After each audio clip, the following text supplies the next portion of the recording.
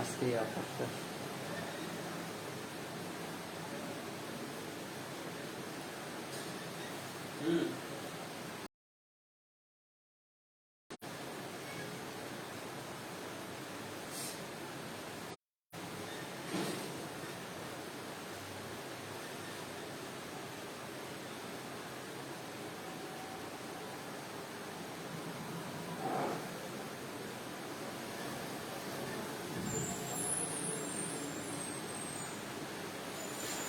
বিসমিল্লাহিররহমানিররহিম।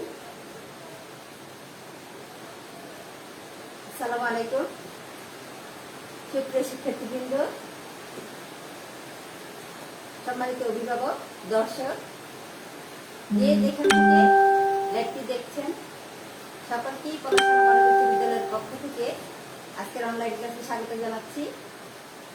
Class পরিচালনায় আমি রাহিমা আক্তার, সহকারী শিক্ষক বাংলা, পলাশ থানা মডেল উচ্চ বিদ্যালয়, পলাশ, নরসিংদী।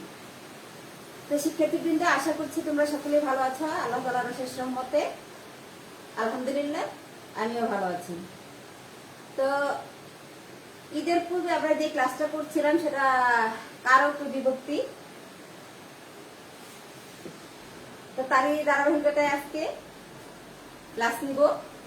গত ক্লাসে আমরা আলোচনা করেছিলাম কারকের দুটি ক্লাস হয়েছে ইতিমধ্যে, তোমরা জানো। কারক কারক কত প্রকার কি কি এটা নিয়ে আলোচনা করেছিলাম। আর দ্বিতীয় ক্লাসে বিভক্তি কি, কারক বিভক্তি বা শব্দ বিভক্তি গুলোকে আমরা 7টা ভাগে পেয়েছিলাম, সেগুলো নিয়ে আলোচনা করেছিলাম। তো শিক্ষার্থীবৃন্দ, ক্লাসটি শুরু করার পূর্বে একটু বর্তমান করোনা পরিস্থিতি নিয়ে আমরা একটু কথা বলতে চাই, যে তোমরা সকলেই অবগত আছো যে আমাদের এই পরিস্থিতিতে কি করতে হবে। সকলেই জানো, আশা করছি তোমরা নিয়মগুলো মেনে চলছো। তারপরেও কি আমি আরেকটি স্মরণ করিয়ে দিচ্ছি ক্লাসের শুরুতে, সেগুলো হচ্ছে মাস্ক তো অবশ্যই পরিধান করতে হবে, সেটা আমরা সকলেই জানি। আর যদি কোনো কারণে অসুস্থতা বোধ করি তাহলে কি অবশ্যই তোমার সংশ্লিষ্ট হাসপাতাল বা ডাক্তারের সঙ্গে যোগাযোগ করে, ফোনে যোগাযোগ করে কি ট্রিটমেন্ট নিবে। আর কোনো কিছু গোপন করা যাবে না, বাইরে তো একদমই যাওয়া যাবে না। আর কোনো প্রয়োজনে যেতে হলে অবশ্যই কি আমাদের মাস্ক পরতে হবে, ঘন ঘন সাবান দিয়ে হাত ধুতে হবে, আর দূরত্ব বজায় চলতে হবে। 3 ফিট যে দূরত্ব আছে সেটা কি আমাদের মেনটেন করতে হবে। তো চলো আমরা ক্লাসে চলে যাচ্ছি। আজকে আমরা বিভক্তির পরে যেটা নিয়ে আলোচনা করব সেটা হচ্ছে কর্তৃকারক। প্রথমে আমরা জেনে নেই যে কর্তৃকারক কি। কর্তা, কর্তা কি? বাক্যস্থিত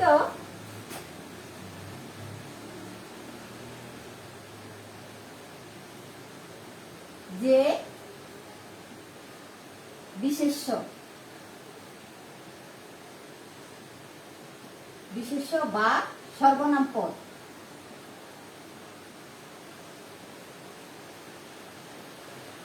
যে বিশেষ বাক্যস্থিত যে বিশেষ্য বা সর্বনাম পদ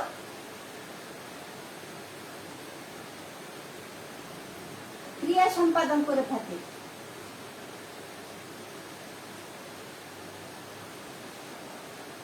সম্পাদন করে থাকে সেটাই হচ্ছে কি, তাকে কর্তা বলে।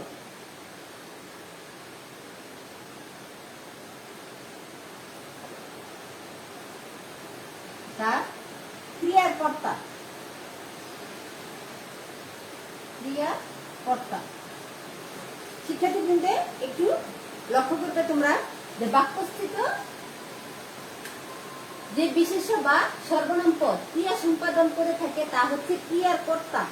আর ক্রিয়াপদের সাথে এই কর্তার যে সম্পর্ক সেটাই হচ্ছে কি কর্তৃকারক। কারণ কারকে আমরা জেনেছিলাম যে ক্রিয়াপদের সাথে অন্যান্য পদে যে সম্পর্ক সেটাই হচ্ছে কি, সম্পর্কের নামটাই হচ্ছে কি কারক।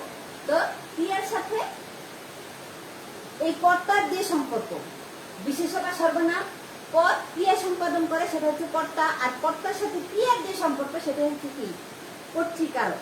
তো এই সম্পর্কটা আমরা বের করে নিতে পারি।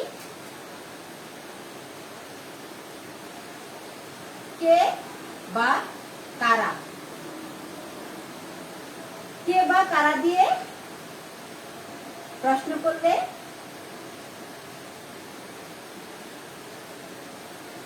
যে উত্তর পাওয়া যায়,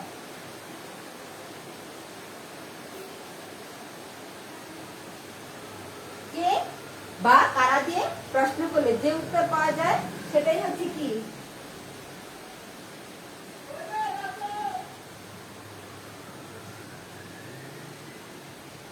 সেটাই কর্তৃকারক।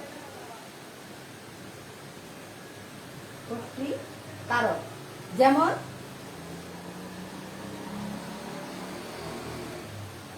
মেয়েরা ফুল তোলে, মেয়েরা ফুল তোলে। কারা ফুল তোলে, এই যে কারা দিয়ে প্রশ্ন করলে কে অথবা কারা, যে কারা ফুল তোলে, মেয়েরা ফুল তোলে। তাইলে এখানে তোলাটা হচ্ছে কি ক্রিয়া, আর ফুলটা হচ্ছে কি কর্ম, আর এই ক্রিয়াটা কি করছে, মেয়েরা, মেয়েরা ফুল তুলছে। তাহলে এখানে কি মেয়েরা হচ্ছে কর্তা, আর এটা হচ্ছে কি কর্তৃকারক। মেয়েরা ফুল তোলে, মেয়েরা হচ্ছে কর্তৃকারক। ক্রিয়াপদটা সম্পন্ন হচ্ছে এই যে মেয়েরা, এই মেয়েদের দ্বারা যে ক্রিয়াটা সম্পন্ন করছে, যার দ্বারা সম্পন্ন হচ্ছে, সেটাই হচ্ছে কি বাক্যের কর্তা বা কর্তৃকারক। তাহলে আশা করছি তোমরা এটুকু বুঝতে পেরেছো। আরেকবার দেখো, বাক্যস্থিতে যে বিশেষ্য বা সর্বনাম পদ ক্রিয়া সম্পাদন করে, যে বিশেষ্য বা সর্বনাম পদ ক্রিয়া সম্পাদন করে, সেটা হচ্ছে কি ক্রিয়ার কর্তা। আর এই ক্রিয়ার কর্তার সাথে ক্রিয়াপদের যে সম্পর্ক, কর্তার সাথে ক্রিয়াপদের যে সম্পর্ক, সেটাই হচ্ছে কি কর্তৃকারক। আর আমরা এটি কিভাবে বের করতে পারবো, কে এবং কারা দিয়ে প্রশ্ন করলে, সহজ ভাবে বললে কে বা কারা দিয়ে প্রশ্ন করলে ক্রিয়া কি, অবশ্যই এটা মনে রাখবে। ক্রিয়া কে বা কারা, ক্রিয়াপদ কে বা কারা দিয়ে প্রশ্ন করলে যে উত্তর পাওয়া যায় সেটাই হচ্ছে কি কর্তৃকার। এই কর্তৃকার বাক্যের এই কর্তাটা কি বিভিন্ন প্রকারভেদে হয়ে থাকে, কর্তা বিভিন্ন রকম হয়ে থাকে। এখন আমরা সেগুলি সম্পর্কে একটু জেনে নিব। তো চলো আমরা একটু দেখে নিই। এই ক্রিয়া কর্তৃকারকের কর্তাটা কত প্রকার, কর্তৃকারকের কর্তাটা কত প্রকার। কর্তৃকারকে ক্রিয়া সম্পাদনের বৈচিত্র্য বা বৈশিষ্ট্য, ক্রিয়া সম্পাদনের বৈশিষ্ট্য অনুযায়ী কর্তাকে 4 ভাগে ভাগ করা হয়েছে। ক্রিয়া সম্পাদনের বৈশিষ্ট্য অনুপাতে, একটু ভালো করে লক্ষ্য করবে, ক্রিয়া সম্পাদনের বৈশিষ্ট্য অনুযায়ী কর্তাকে 4 ভাগে ভাগ করা হয়েছে। সেগুলো হচ্ছে মুখ্য কর্তা, প্রযোজক কর্তা, প্রযোজ্য কর্তা, ব্যতিহার কর্তা। কয় ভাগে ভাগ করা হয়েছে? 4 ভাগে। মুখ্য কর্তা, প্রযোজক কর্তা, প্রযোজ্য কর্তা এবং ব্যতিহার কর্তা। এখন সেগুলো সম্পর্কে বিস্তারিত আলোচনা করব। চলো, মুখ্য কর্তা। মুখ্য কর্তা বলতে আমরা কি বুঝি?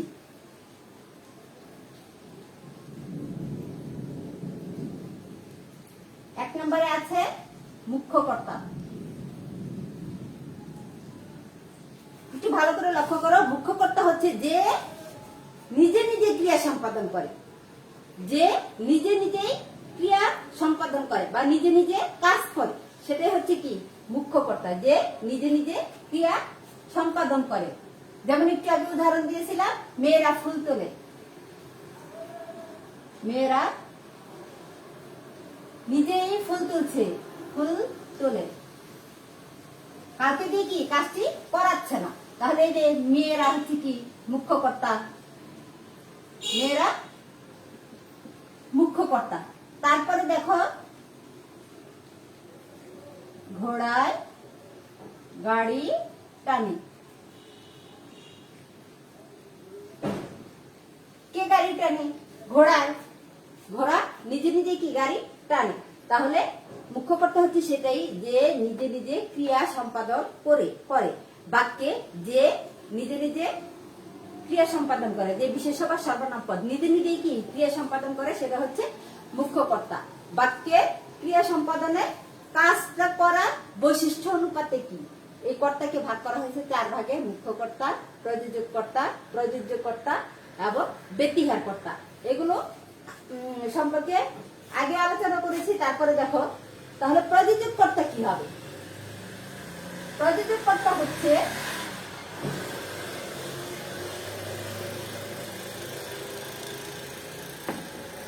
প্রযোজক কর্তা।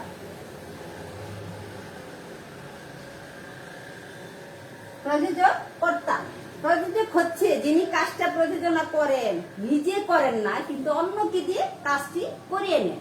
যে নিজে নিজে কাজ করে না, অন্যকে দিয়ে কাজ করে, সেটা হচ্ছে কি প্রযোজক কর্তা। মানে মূল কর্তা যখন অন্যকে দিয়ে কাজটি করিয়ে নেন, সেটা হচ্ছে কি প্রযোজক কর্তা। যেমন মা শিশুকে চাঁদ দেখাচ্ছেন। শিক্ষার্থীবৃন্দ একটু ভালো করে লক্ষ্য করবে, দেখো মা শিশুকে চাঁদ দেখাচ্ছেন। চাঁদ দেখছে কে? শিশু। আর কে করাচ্ছেন কাজটি? মা। মা নিজে না করে শিশুকে দিয়ে কি কাজটি করিয়ে নিচ্ছে, নিজে না করে শিশুকে দিয়ে কাজটি করিয়ে নিচ্ছে। তো এইখানে মূল কর্তা হচ্ছে মা, তাই না? তো আমাদের সংজ্ঞায় আমরা বলেছিলাম মূল কর্তা যখন অন্যকে কোনো কাজে নিয়োজিত করে, অন্যকে দিয়ে কোনো কাজ করিয়ে নেয়, অন্যকে কোনো কাজে নিয়োজিত করে, সেটাই হচ্ছে কি প্রযোজক কর্তা। তো মা এখানে মূল কর্তা, কাকে দিয়ে কাজটি করাচ্ছে? শিশুকে। দেখানো হচ্ছে ক্রিয়া আর কাজ হচ্ছে কি কর্ম। তাহলে শিশুকে দিয়ে কাজটি করিয়ে নিচ্ছেন অন্যকে দিয়ে। মূল কর্তা যখন অন্যকে কাজে নিয়োজিত করে, নিজে না করে অন্যকে নিয়োজিত করে, সেটাই হচ্ছে কি প্রযোজক কর্তা। আশা করছি বুঝতে পারছো। মা শিশুকে চাঁদ দেখাচ্ছে। তাহলে আরেকটা আছে, উদাহরণ দিচ্ছি, দেখো শিক্ষক ছাত্রদের ব্যাকরণ পড়াচ্ছে।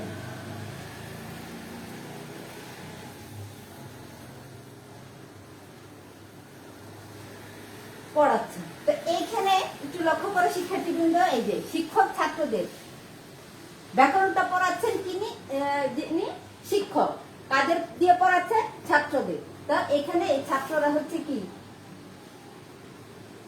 গৌণ কর্তা, মানে মূল কর্তা হচ্ছে এখানে শিক্ষক, তিনি ছাত্রদের দিয়ে পড়ানোর কাজটা করিয়ে নিচ্ছেন।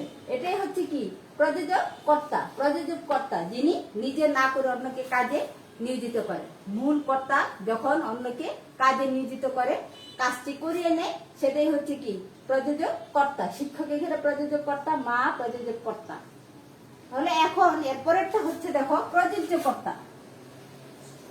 প্রযোজ্য কর্তা সহজ, একদমই সহজ। দেখো প্রযোজক কর্তা, এই প্রযোজক মূল কর্তা যাকে দিয়ে কাজটি করিয়ে নেন, মূল কর্তা যাকে দিয়ে কাজটি করিয়ে নিচ্ছেন, তিনি হচ্ছে কি প্রযোজ্য কর্তা।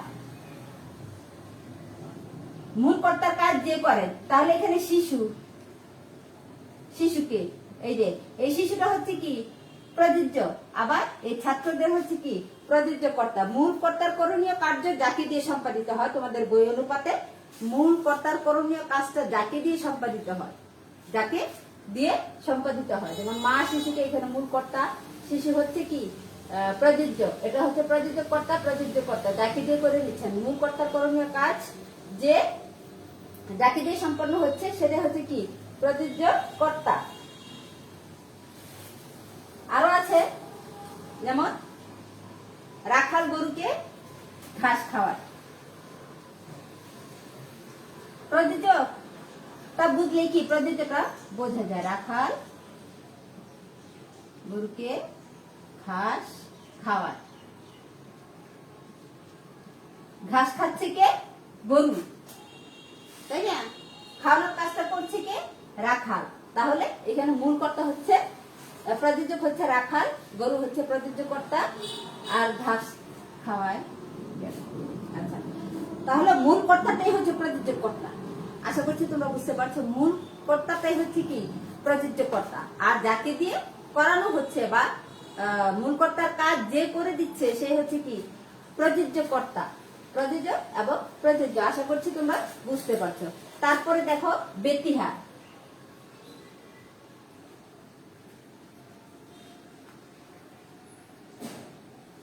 ক্রিয়া সম্পাদনের বৈশিষ্ট্য অনুপাতে 4 ভাগে ভাগ করা হয়েছিল। আমাদের সর্বশেষ ভাগ হচ্ছে কি ব্যতিহার কর্তা। ব্যতিহার কর্তা, ব্যতিহার কর্তা কি? দুটো কর্তা যখন এক জাতীয় কাজ করে তখন তাকে কি ব্যতিহার কর্তা বলে। দুটো কর্তা যখন এক জাতীয় মানে দুইজন কর্তা যখন এক জাতীয় কাজ করে সেটাই হচ্ছে কি ব্যতিহার কর্তা। যেমন বাঘে মহিষে এক ঘাটে জল খায়। জল খায়, নিচে লিখে দিচ্ছি দেখো। বাঘে মহিষে এক ঘাটে, যে বাঘ এবং মহিষ এই দুটি কর্তা এখানে কি কাজ করছে? জল খাচ্ছে বা পানি খাচ্ছে এক ঘাটে। তাহলে পানি খাওয়ার কাজটা কি দুজন মিলে করছে, মানে দুটো কর্তা এক জাতীয় কাজ করছে, সেটাই হচ্ছে কি ব্যতিহার কর্তা। তারপরে আরো আছে দেখো, পণ্ডিতে তর্ক।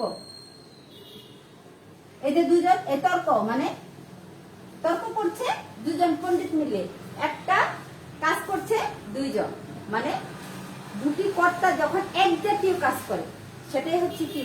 তারপরে আরো আছে যেমন রাজায় রাজায় লড়াই, অনুখাগ্রায় প্রাণান্ত। লড়াইটা কে করছে? রাজা এবং রাজা, দুজন রাজা মিলে কি এক কাজ করছে। তাহলে ব্যতিহার কর্তা কি? যখন দুটি কর্তা এক জাতীয় কাজ করে, যখন দুটি কর্তা এক জাতীয় কাজ করে তখন তাকে ব্যতিহার কর্তা বলে। তাহলে ক্রিয়া সম্পাদনের বৈশিষ্ট্য অনুপাতে 4 ভাগে ভাগ করা হয়েছে। আশা করছি তোমরা ভাগগুলো বুঝতে পেরেছো। কি কি ভাগে ভাগ করা হয়েছিল? কর্তাকে ক্রিয়া সম্পাদনের বৈশিষ্ট্য অনুপাতে কর্তাকে 4 ভাগে ভাগ করা হয়েছে। একটা হচ্ছে মুখ্য কর্তা, প্রযোজক কর্তা, প্রযোজ্য কর্তা এবং ব্যতিহার কর্তা। মুখ্য কর্তা কি বলেছিলাম? যে নিজে নিজে কাজ সম্পাদন করে, তিনি মুখ্য কর্তা। আর প্রযোজক কর্তা হচ্ছে যে মূল কর্তা যাকে দিয়ে কাজ করিয়ে নেয়, মূল কর্তা যখন অন্যকে কাজে নিয়োজিত করে সেটা হচ্ছে প্রযোজক। আর যে কাজ করে সে হচ্ছে কি প্রযোজ্য। মূল কর্তার কাজ যে করে দেয় সে হচ্ছে প্রযোজ্য কর্তা। আর ব্যতিহার সেটা তো দুটি কর্তা যখন এক জাতীয় কাজ করে, দুজন কর্তা যখন এক জাতীয় কাজ করে তখন সেটা হচ্ছে কি ব্যতিহার কর্তা। তাহলে আমাদের গেল বাক্যের ক্রিয়া সম্পাদনের বৈচিত্র্য অনুপাতে। এখন বাক্যের প্রকাশী ভঙ্গি অনুপাতেও কি কর্তা অনেক রকম আছে, সেটা নিয়ে একটু চলো আলোচনা করি। এই কর্তা বা যে ক্রিয়া সম্পাদন করে কত রকম, সেটা কি একটা ভাগ আমরা করলাম বৈশিষ্ট্য অনুপাতে, ক্রিয়া সম্পাদনের বৈশিষ্ট্য অনুপাতে। এবার এসেছে বাক্যে প্রকাশ ভঙ্গি, মানে একটা বাক্যকে কয় ভাগে প্রকাশ করা যায় সেই প্রকাশ ভঙ্গিটাকে কি বলা হয়? বাচ্য। বাচ্য কি? বাক্যের বিভিন্ন ধরনের প্রকাশ ভঙ্গিকে বাচ্য বলে। বাক্যটাকে অনেক ভাবে প্রকাশ করা যায়, সেই প্রকাশ ভঙ্গিকে বলা হয় বাচ্য। আর এই অনুপাতে কর্তা কি এই প্রকাশ ভঙ্গি অনুপাতে বাক্যের কর্তাকে আরো কয়েকটা ভাগে ভাগ করা হয়েছে। সেগুলো হচ্ছে কর্মবাচ্যের কর্তা, ভাববাচ্যের কর্তা, কর্ম কর্তৃবাচ্যের কর্তা। কি কি? কর্মবাচ্যের কর্তা, 2 হচ্ছে ভাববাচ্যের কর্তা, আর 3 নাম্বার হচ্ছে কর্ম কর্তৃবাচ্যের কর্তা। এই 7 ভাগে কি কর্তৃকারকে কর্তাকে ভাগ করা হয়েছে এই 7 ভাগে। একটা হচ্ছে বৈশিষ্ট্য অনুযায়ী, ক্রিয়া সম্পাদনের বৈশিষ্ট্য অনুযায়ী, আরটা হচ্ছে বাক্যের বিভিন্ন প্রকাশ ভঙ্গি অনুপাতে। এখন বাক্যের প্রকাশ ভঙ্গিটা কেমন? বাক্যের প্রকাশ ভঙ্গিটা কেমন? যেমন ধরো একটা বাক্য বললাম, আমি যাব না, আমি যাব না। এটা যে একটা দেখো, আমার যাওয়া হবে না। শিক্ষার্থীবৃন্দ একটু লক্ষ্য করো যে আমি যাব না এবং আমার যাওয়া হবে না।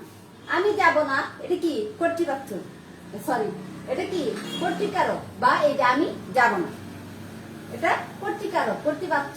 তো আমার যাওয়া হবে না, এই যে এই অর্থে কিন্তু কোনো পরিবর্তন হয়নি, একটু প্রকাশ হয়েছে অন্যভাবে, কিন্তু এর অর্থে কি পরিবর্তন হয়নি। এখানে কি ক্রিয়াপদে রূপরেখির পরিবর্তন হয়েছে এবং আমার যাওয়া হবে না, আমি অন্যরকম একটা ভাবে কি এটা প্রকাশ করা হয়েছে।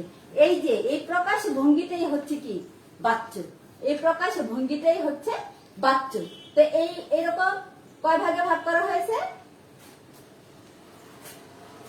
কর্মবাচ্যের কর্তা, ভাববাচ্যের কর্তা এবং কর্মকর্তৃবাচ্যের কর্তা, এই 3 ভাগে ভাগ করা হয়েছে বাচ্য অনুপাতে, বাক্যের প্রকাশ ভঙ্গি অনুপাতে। বাচ্য অনুপাতে নয়, বাক্যের প্রকাশ ভঙ্গি অনুপাতে 3 ভাগে ভাগ করা হয়েছে। আর বাক্যের প্রকাশ ভঙ্গিকেই বলা হয় বাচ্য। তো এই জন্য বলা হয়েছে যে কর্ম বাচ্যের কর্তা, ভাববাচ্যের কর্তা এবং কর্মকর্তৃবাচ্যের কর্তা। এখন কর্মবাচ্যের কর্তাটা কি? কর্মবাচ্যের কর্তাটা হচ্ছে যে বাক্যে কর্মের সাথে ক্রিয়ার সম্বন্ধ প্রধানভাবে প্রকাশিত হয়। কর্মের সাথে ক্রিয়ার সম্পর্ক, ক্রিয়া হচ্ছে কাজ, কর্ম হচ্ছে কি যাকে আশ্রয় করে কাজটা হয়, সম্পন্ন হয়, সেটা হচ্ছে কি কর্ম। আর যে করে সে হচ্ছে কর্তা। আশা করছি এই 3টা জিনিসই কি তোমাদের সমস্যা নাই। কর্ম, কর্তৃ এবং ক্রিয়া। ক্রিয়াপদ আমরা সকলেই জানি, বাক্যের প্রধান পদই হচ্ছে কি ক্রিয়াপদ। তো দেখো এখানে যে বাক্যে কর্মের সাথে ক্রিয়ার সম্বন্ধ প্রধানভাবে প্রকাশিত হয়, আর এটা এই কর্মবাচ্যের কর্তাটা আমরা সাধারণত ধরে যেই পদগুলো ব্যবহার করা হয় সেটা হচ্ছে দ্বারা দিয়ে কর্তৃক। এখানে দ্বারা দিয়ে কর্তৃক এই পদগুলো ব্যবহার করে কি কর্মবাচ্যের কর্তা করা হয়। যেমন পুলিশ দ্বারা চোর ধৃত হয়েছে। আর এখানে কি ক্রিয়ার রূপটা কি একটু অন্যরকম ভাবে প্রকাশ করা হয়। তাহলে এটা কর্তৃপক্ষে কি হতো, পুলিশ চোর ধরেছে, তাই না, ধরেছে। তো এখানে এইভাবে না বলে কি বলা হয়েছে, পুলিশ দ্বারা চোর ধৃত হয়েছে। তো এই যে আবার এখানে কি দ্বারা আছে, আবার ক্রিয়াপদের কি অন্যরকম একটা রূপ প্রকাশ করা হয়েছে।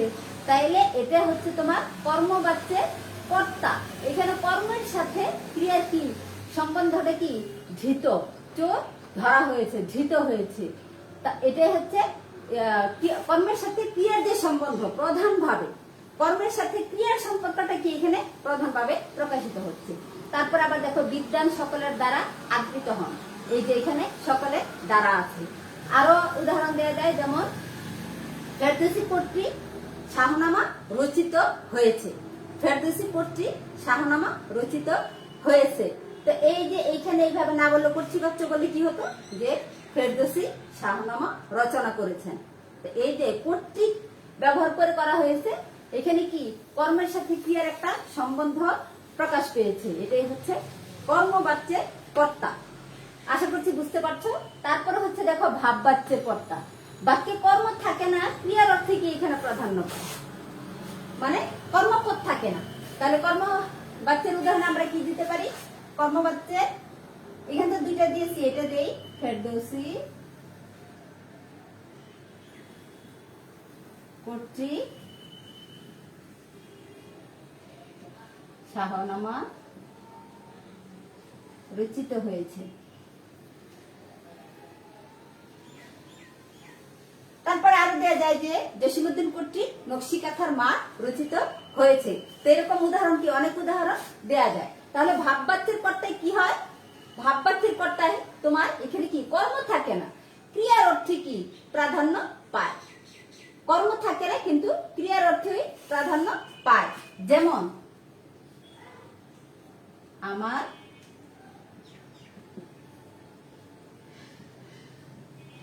যাওয়া হবে না। একটু লক্ষ্য করো শিক্ষার্থীবৃন্দ, এখানে কি কোনো কর্মপদ নাই, কর্ম নাই, শুধু ক্রিয়ার অর্থটাই কি এখানে প্রাধান্য পেয়েছে, যাওয়া, যে আমার যাওয়া হবে না। এটা হচ্ছে ভাববাচ্যের অন্যরকম একটা ভাব এখানে প্রকাশ পেয়েছে ক্রিয়ার, আর ক্রিয়ার অর্থটাই কি প্রাধান্য পেয়েছে, এই জন্য এটা হচ্ছে কি ভাববাচ্যের কর্তা। এখানে কর্মপদ নাই, ক্রিয়ার অর্থে কি প্রাধান্য পেয়েছে, এটা হচ্ছে ভাববাচ্যের কর্তা। তারপরে দেখো কর্মকর্তৃবাচ্যের কর্তা।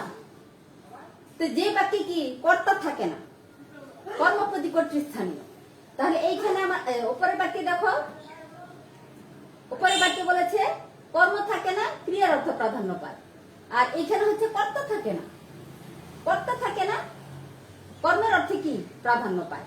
এটা বিপরীত, এটা সেটাই হচ্ছে কি কর্মকর্তৃ বাক্যে কর্তা।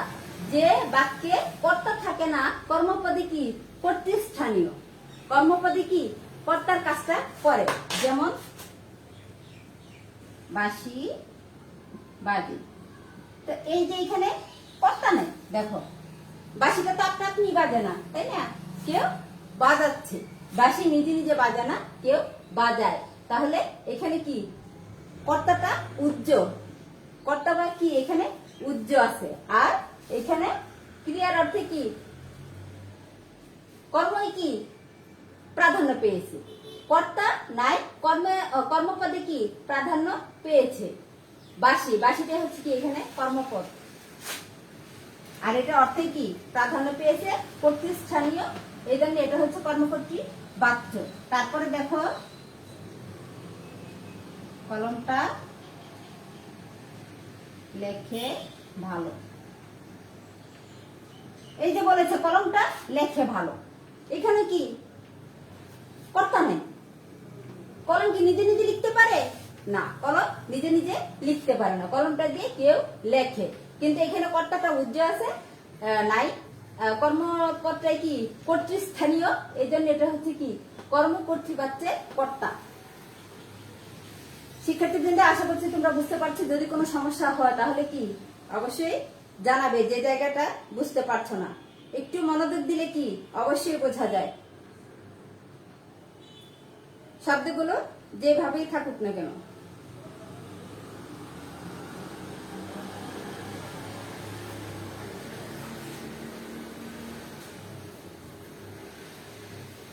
তাহলে শিক্ষার্থীবৃন্দ, আজকে আমরা কর্তৃকারকে কর্তার বিভিন্ন রূপ নিয়ে আলোচনা করলাম, কত প্রকার প্রকারভেদগুলো সম্পর্কে আলোচনা করলাম। আশা করছি তোমরা বুঝতে পেরেছ। যদি কোনো সমস্যা হয় তাহলে অবশ্যই কি জানাবে। তাহলে চলো আমরা আরেকটু রিভিশন করে নিচ্ছি। কর্তৃকারক কি, কর্তা কি, যে বিশেষ এবং সর্বনাম পদ বাক্যে যে বিশেষ এবং সর্বনাম পদ কাজ করে থাকে, ক্রিয়াটা করে থাকে, তিনি হচ্ছেন কর্তা।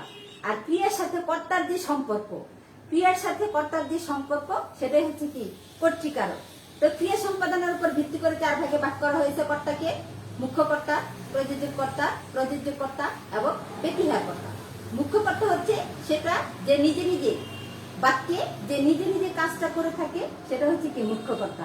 প্রযোজক কর্তা হচ্ছে মূল কর্তা, যখন অন্যকে কাজে নিয়োজিত করে, নিজে না করে অন্যকে কাজে নিয়োজিত করে, তিনি হচ্ছেন প্রযোজক। আর যে করে সে হচ্ছে কি প্রযোজ্য, যাকে মূল কর্তার কাজটা যে করে দিচ্ছে সে হচ্ছে প্রযোজ্য কর্তা। তারপরে ব্যতিহার কর্তা হচ্ছে দুটি কর্তা যখন এক জাতীয় কাজ করে থাকে, সেটা হচ্ছে ব্যতিহার কর্তা।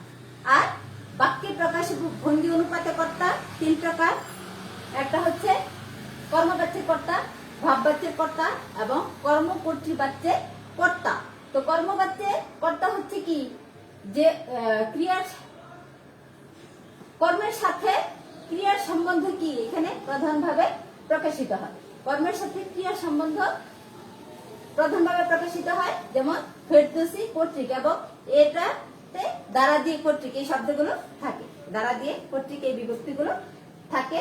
এগুলো হচ্ছে কর্মবাচ্যের কর্তা। আর ভাববাচ্যের কর্তা হচ্ছে বাক্যে কর্ম থাকে না, ক্রিয়ার অর্থ প্রাধান্য পায়। আমার যাওয়া হবে না, এখানে কর্মপদ নাই, ক্রিয়ার অর্থে কি প্রাধান্য পেয়েছে, সেটা হচ্ছে ভাববাচ্যের কর্তা।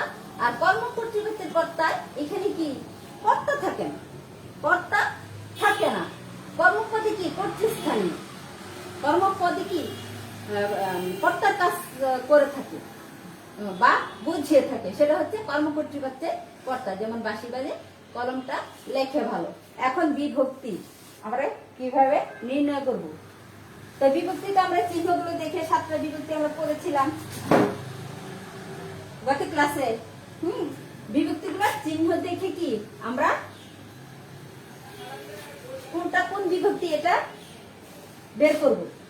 তো চলো, এখানে কিছু উদাহরণ আছে, এখান থেকে আমি একটু দেখিয়ে দিচ্ছি, বাকিগুলো তোমরা পারবে।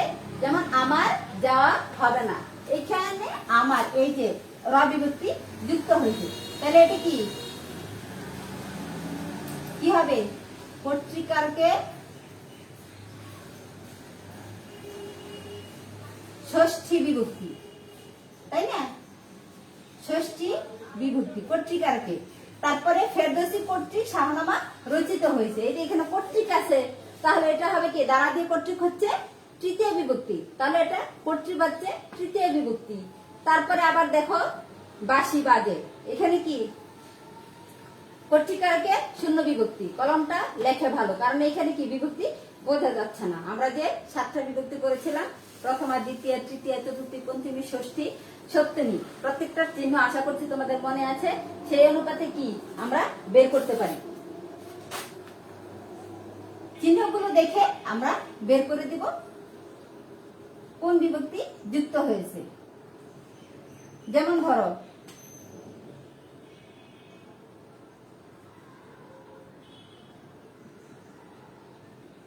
করিমকে যেতে হবে, তাহলে এই যে কর্তার সাথে কি এখানে কে যুক্ত আছে, করিমকে যেতে হবে, তাহলে এটা কি হবে? কেটা হচ্ছে দ্বিতীয় বিভক্তি, এটা হবে কর্তৃকারকে দ্বিতীয় বিভক্তি।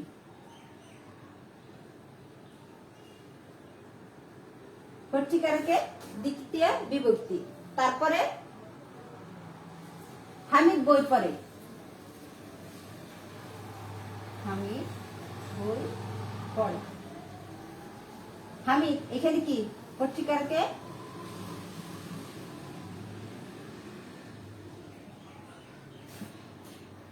শূন্য বিভক্তি। এখানে বিভক্তি চিহ্ন স্পষ্ট না হলে সেটা কি ধরে নিতে হয়? শূন্য ধরে নিতে হয়। তাহলে শিক্ষার্থীবৃন্দ, আজকে এই পর্যন্তই। বিভক্তির চিহ্ন দেখে আমরা বের করতে পারবো কোনটা কোন বিভক্তি, সেজন্য কি বিভক্তির চিহ্নগুলো আমাদের একটু মনে রাখতে হবে। তাহলে আজকে এই পর্যন্তই, পরবর্তী ক্লাসে আবার দেখা হবে নতুন কোনো বিষয় নিয়ে। তো সে পর্যন্ত সকলে ভালো থাকো, সুস্থ থাকো। তো প্রথমে যেটা বলেছিলাম ক্লাসের শুরুতে, আবারও সেটা মনে করিয়ে দিচ্ছি, কোভিড থেকে বাঁচতে হলে, করোনা থেকে বাঁচতে হলে কি অবশ্যই আমাদের স্বাস্থ্যবিধি মেনে চলতে হবে, সরকারি নির্দেশনাগুলো মেনে চলতে হবে। আজকে এখানে শেষ করছি। আল্লাহ হাফেজ।